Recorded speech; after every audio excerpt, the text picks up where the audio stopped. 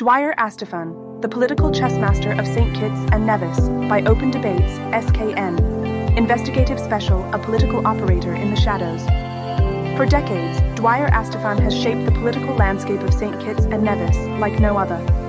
Rising from cabinet minister to political kingmaker, his name has become synonymous with backroom deals, strategic manipulation, and ruthless power plays.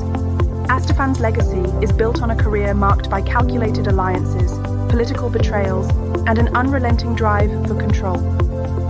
Central to his legacy is St. Kitts and Nevis's economic lifeline, the Citizenship by Investment (CBI) program, which evolved from the Sugar Industry Diversification Fund (SIDF). This program has defined the nation's economy and become the key to political power.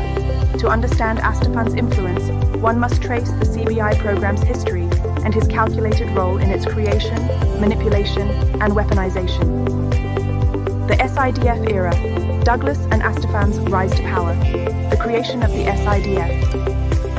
In 2006, under Prime Minister Dr. Denzel Douglas, the SIDF was established to rescue St. Kitts and Nevis from economic collapse after the sugar industry's closure.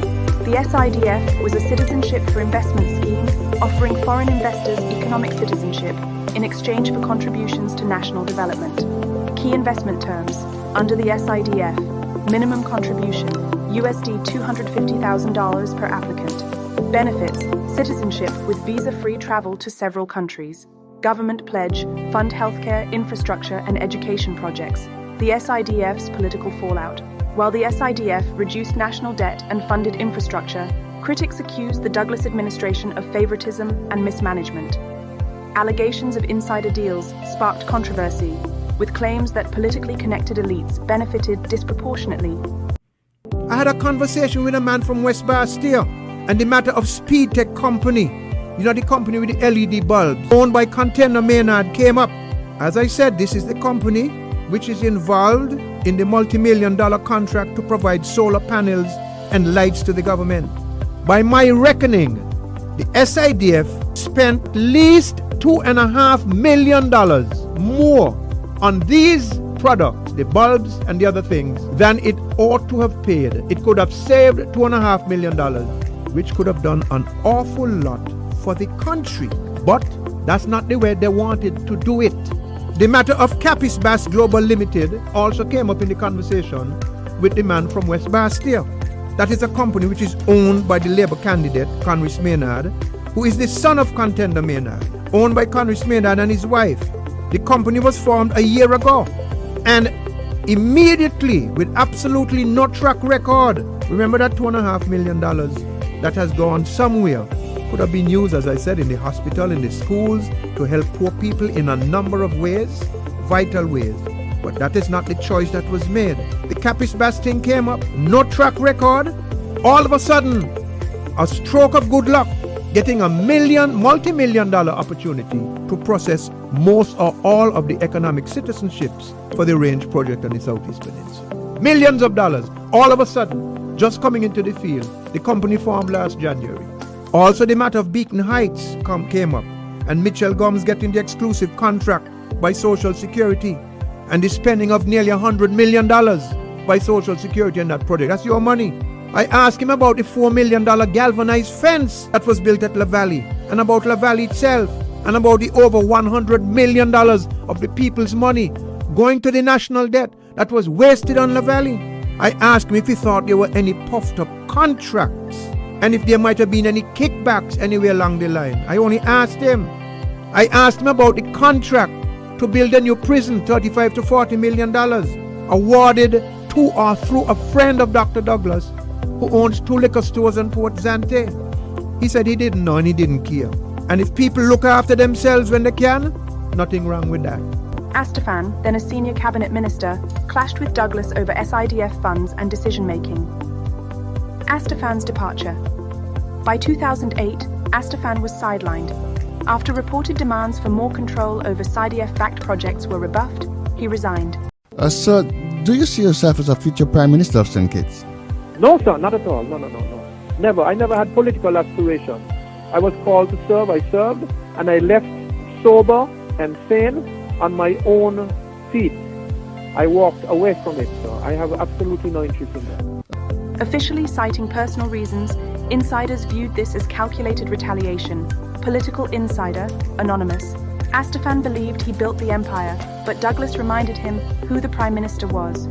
Operation Rescue, a new political estate. After leaving government, Astaphan rebranded himself as a political crusader. In 2011, he launched Operation Rescue, a platform to expose corruption and target the Douglas administration for alleged SIDF mismanagement. Operation Rescue's strategy, media domination, weekly radio broadcasts, and social media commentaries. Political mobilization, building alliances with key influencers. Narrative control, highlighting alleged government favoritism. Astaphan commentary, 2011. The people must know where their country's future is being sold and to whom. Part 2, Team Unity's rise and betrayal. The debt for land swap policy in 2012, cracks emerged in Douglas's administration over his controversial debt for land swap policy, designed to reduce national debt by transferring public land to the St. Kitts Nevis Anguilla National Bank.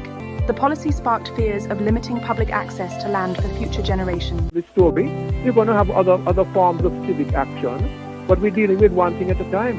Then we have other things planned. This is not the end of the process at all. But what do you expect from Dr. Douglas now? For him to step down? I am not expecting anything of him. I mean, the great expectations I had of him have long evaporated. What I want for him to do is to move on and let somebody else come in. But he will do that with pressure. He will not do that voluntarily. His ego will not allow him to do that. Do you have any support from inside the cabinet? No comment. This is a situation in the country where people's eyes are opening up on a daily basis and say, no man, this man has become too large. This story. The expulsion of Dr. Timothy Harris. Among the most vocal critics was Dr. Timothy Harris, then Minister of Finance, who warned of irreversible harm. Harris's opposition led to his expulsion in 2013. Dr. Harris's statement, 2013, "Our land is not for sale, not for debt, not for power, and not for political survival." Recognizing an opportunity, Astaphan quietly supported Harris's rise. Are you coordinating with PALM or any other opposition movement on this drive of yours? We're speaking to everybody, sir, people of all political persuasions. Do you expect Dr. Douglas to last his term? I do not expect him to last. What will bring him down? The pressure from the public, the pressure from his party. I might rephrase that. I shouldn't say I don't expect, because, anything can happen in politics. But I think it is in the best interest of the country if somebody else takes the lead of the government.